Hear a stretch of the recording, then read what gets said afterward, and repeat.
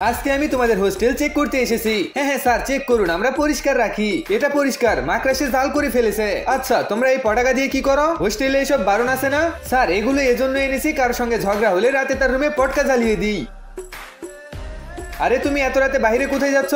চলো ভিতরে চলো। স্যার, আমি কাজ করতে যাচ্ছি, আমার আইডি দেখুন। আরে কাজ কেন? তোমায় কাজ করার কি দরকার? তোমার তো পড়াশোনা করা উচিত। স্যার, আমার বাবা মা অনেক গরিব, এজন্য কাজ করতেই হবে।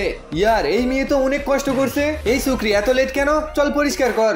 ঠিক আছে বস। আরে কিভাবে পরিষ্কার করতেছিস? ভালোভাবে কর, না হলে বেতন কাটা পড়বে।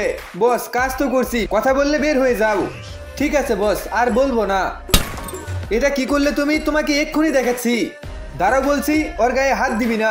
গাইস, তখন রাজু স্যার আমাকে বাঁচিয়ে নেয়। তুই কে? তুই জানিস ও কি করেছে? ও যাই করুক, ওই স্টুডেন্ট, আমি ওর সাথে খারাপ কিছু হতেই দেব না। এই নাও পিয়া, তুমি চাকরি পেয়েছো, আর এখানে কাজ করতে হবে না।